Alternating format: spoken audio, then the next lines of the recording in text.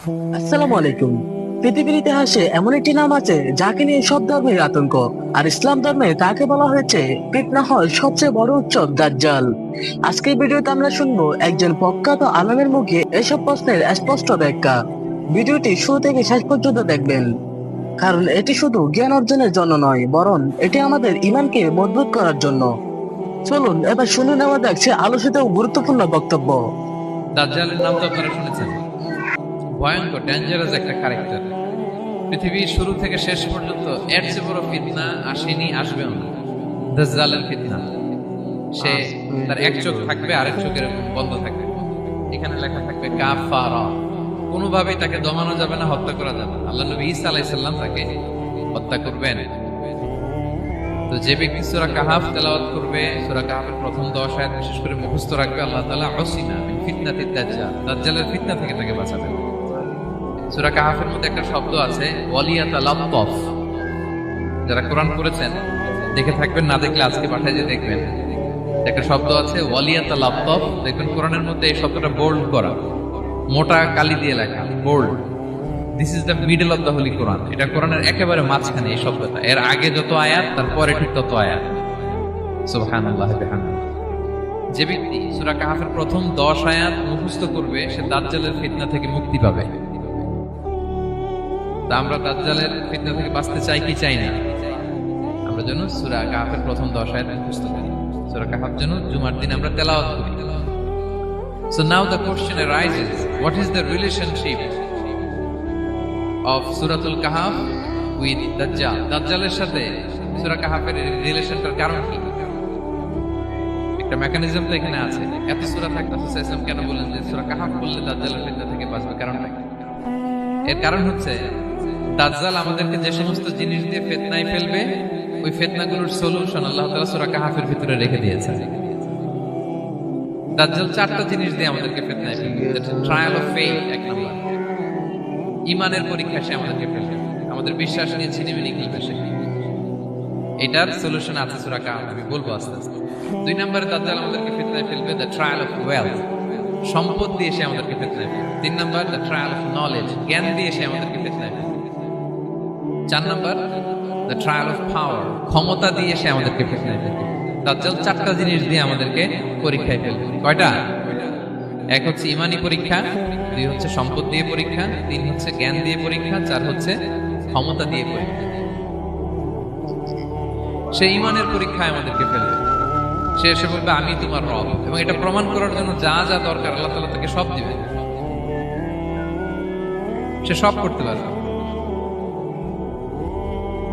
সে বলবে আমি তোমার রব। যদি বিশ্বাস না হয়, তোমার বাবাকে যদি জীবিত করে বিশ্বাস করবে? অনেকে বলবে হ্যাঁ, আমার আব্বাকে জীবিত করে দেখান। তো তার বাবাকে ঠিকই সে জীবিত করে ফেলবে। আসলে শয়তান তার বাবার সুরাত নিয়ে সামনে দাঁড়াবে। আরে তাই তো, এটাই তো আমার বাবা, এটাই তো আমার দাদা। মানুষ ফিতনায় পড়ে যাবে, ইমানের ফিতনায়। সে ভাববে আসলে এটাই বোধহয় আমার রব, এবং তাকে এত ক্ষমতা দেয়া হবে, তার ডান দিকে থাকবে জান্নাত, বাঁ দিকে জাহান্নাম। তার কাছে আল্লাহ এটা দিবে। যে তার কথা শুনবে তাকে সে জান্নাতে ঢুকাবে, কিন্তু জান্নাতে ঢুকে সে জাহান্নামের শাস্তি ভোগ করবে। এটা তার বাইরের মানুষ বুঝবে না, অ্যাপারেন্টলি এটা জান্নাত। আর যে তাকে মানবে না, তাকে সে জাহান্নামে ফেলবে। জাহান্নামে ঢুকলেও সে জান্নাতের নাজ নেমে ঢুকবে। তাহলে এই যে ঈমানের ফিতনায় সে ফেলে দেবে আমাদেরকে। তো ঈমান কি করে বাঁচাবো, এটা সলিউশন আমি শোনাবো। 2 নম্বরে সে আমাদেরকে সম্পদ দিয়ে ফিতনায় ফেলবে। যার যা লাগবে সে তাই দিতে পারবে, যা লাগবে। সে যদি আকাশকে বলে আকাশ বৃষ্টি দাও, যাকে তারা মানবে ওই এলাকায় বৃষ্টি হবে, সুজলা সুফলা শস্য শ্যামলা হবে সে সমস্ত এলাকা, ফল মূলে ভর্তি হবে, বরকত আর বরকত। আর যে এলাকার লোকেরা, জনপদের লোকেরা তাকে মানবে না, সে বলবে ওখানে বৃষ্টি হবে না, হবেও না। ওখানে খরা, দুর্ভিক্ষ, মাটি পেটে চলছে, মানুষ না খেয়ে মরবে, মহামারী, দুর্ভিক্ষ দেখা দেবে। তখন বিশ্ববাসী মনে করবে এটাই বোধহয় আমাদের রব। তার মানে সম্পদ দিয়ে ফিতনায় ফেলে দেবে। 3 নম্বর হচ্ছে নলেজ, তার জ্ঞানের কাছে গোটা বিশ্ব হার মানবে। পূর্বের পরের যত জ্ঞান আছে সব আল্লাহ তাকে দেবে। ইলমুল আউয়ালিন ওয়াল আখিরিন, এমন কোন প্রশ্ন নেই যেটা দিয়ে তাকে আটকানো যায়। যাই জিজ্ঞেস করবেন সব জানতা, সব বলে দেয়। ভবিষ্যৎবাণী বলে দিবে, বলবে আগামীকাল ওইখানে অমুক দেশে বোমা বিস্ফোরণ হবে, ওখানে দুর্ভিক্ষ হবে, ভূমিকম্প হবে, সে যা বলবে তাই হবে। তার জ্ঞানের এই বহর দেখে মানুষ ফিতনায় পড়ে যায়। 4 নম্বর হচ্ছে দ্য ট্রায়াল অফ পাওয়ার, ক্ষমতা। তার ক্ষমতার সামনে সবকিছু একেবারে ছিন্ন বিচ্ছিন্ন হয়ে যাবে, এত ক্ষমতা হবে তার। সে যেমনটি বলবে তেমনটি করতে হবে, বাতাসের চেয়ে দ্রুত বেগে সে এক দেশ থেকে আরেক দেশে চলে যাবে। তো তার এই সমস্ত অলৌকিক ক্ষমতা দেখে মানুষ ফিতনায় পড়ে যাবে। এবং এই ফিতনা, এই পরীক্ষার মুহূর্তগুলোতে মানুষ কিভাবে নিজেকে ধরে রাখবে তার সলিউশন আল্লাহ তাআলা সূরা কাহফে দিয়েছেন। এই 4টা ফিতনা থেকে বাঁচার জন্য আল্লাহ সূরা কাহফে 4টা ঘটনা উল্লেখ করেছেন। কয়টা? 1 নাম্বার হচ্ছে আসহাবে কাহফ, যুবকদের ঘটনা, 7 জন যুবকদের ঘটনা। ঈমান কি করে বাঁচাবেন, সলিউশন। সম্পদের ফিতনা থেকে কিভাবে নিজেকে বাঁচাবেন, এজন্য একজন বাগানওয়ালার ঘটনা আল্লাহ শেখান। জ্ঞানের ফিতনা থেকে কি করে বাঁচবেন, এজন্য আল্লাহ তাআলা মুসা আলাইহিস সালাম এবং খিজির আলাইহিস সালামের ঘটনা সেখানে উল্লেখ করেছেন। আর ক্ষমতার ফিতনা থেকে কি করে বাঁচবেন এটা বোঝানোর জন্য আল্লাহ তাআলা যুলকারনাইনের ঘটনা উল্লেখ করেছেন। 4টা ফিতনা থেকে বাঁচার জন্য কয়টা ঘটনা? 4টা ঘটনা। আমরা তাহলে একটা একটা করে ঘটনা শুনি, আমরা একটু উদ্ধার করার চেষ্টা করি যে কি কি সলিউশন আল্লাহ তাআলা আমাদের বাঁচাতে দিলেন। 1 নম্বর হচ্ছে আসহাবে কাহফের ঘটনা।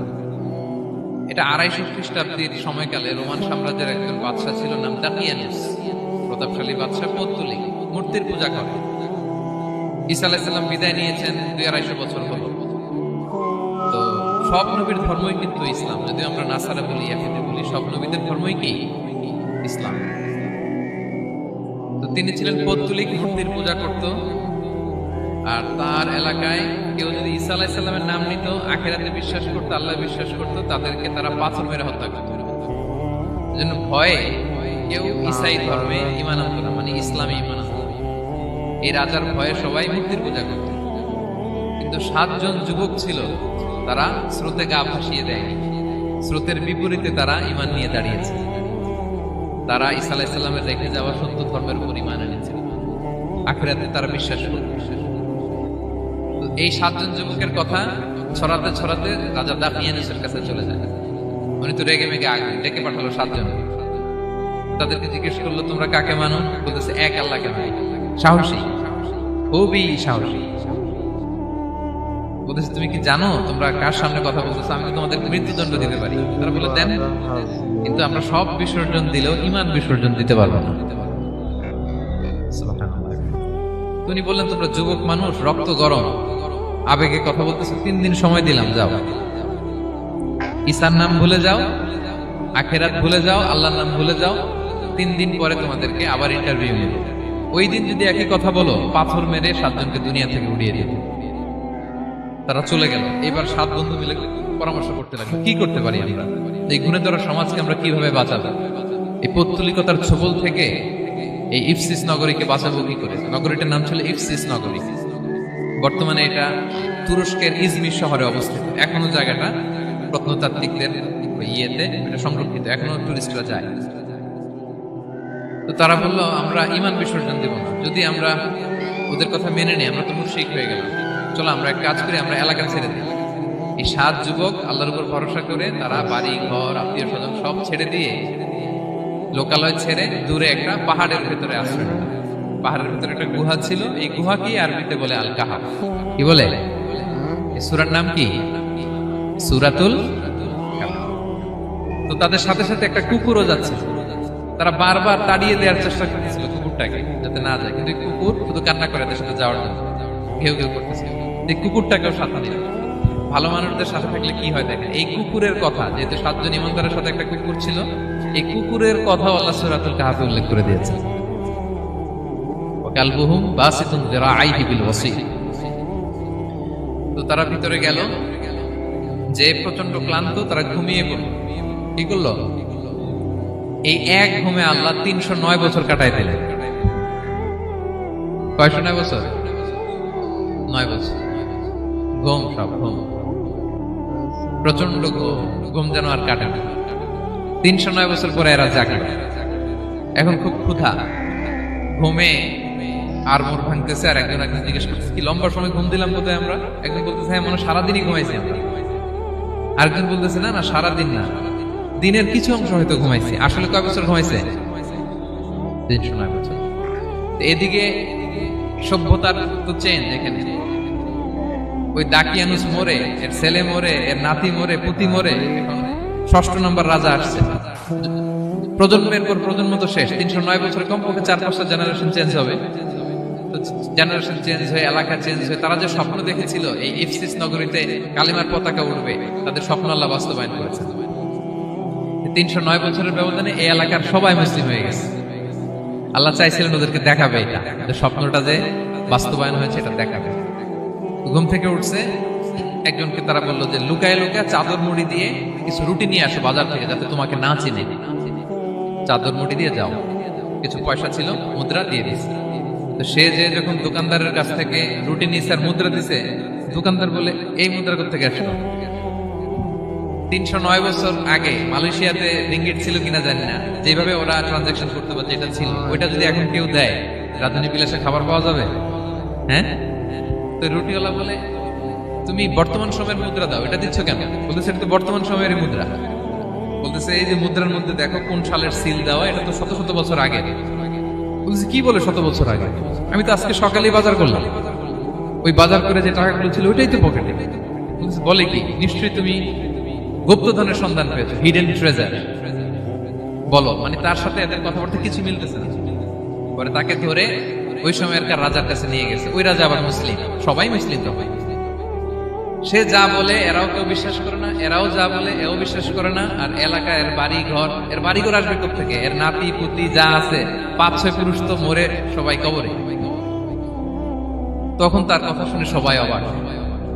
তো এটা মিলানোর জন্য তারা 309 বছর আগের দাকিয়ানুস বাদশার সরকারি যে নথিপত্র, ওই পুরাতন ছিঁড়া নথিপত্র তারা বের করে দেখে ঠিকই দাকিয়ানুস নামে এক বাদশা ছিল। আর অনেক শত শত বছর আগে মোস্ট ওয়ান্টেড 7 জন যুবক ছিল, যাদের ব্যাপারে এক্সিকিউশনের অর্ডার ছিল। এখন দেখে তারা অবাক। লম্বা ঘটনা আমি শর্ট করে বলতেছি। পরে সবাই মিলে তাকে সহ ওই গুহায় গেল। গুহায় যাওয়ার পরে সে বাকিদেরকে ডাকতে গুহার ভিতরে ঢুকলো। আল্লাহ তাআলা 7 জনকে ওইখানে মৃত্যু দিয়ে দিলেন। চিরকালের জন্য এই 7 জন ঘুমায় পড়ল। আশা করি এই আলোচনাটি আপনার হৃদয়ে প্রভাব ফেলেছে। যদি ভালো লেগে থাকে ভিডিওটি শেয়ার করুন, কমেন্ট করে মতামত জানান, আর চ্যানেলটি সাবস্ক্রাইব করতে ভুলবেন না।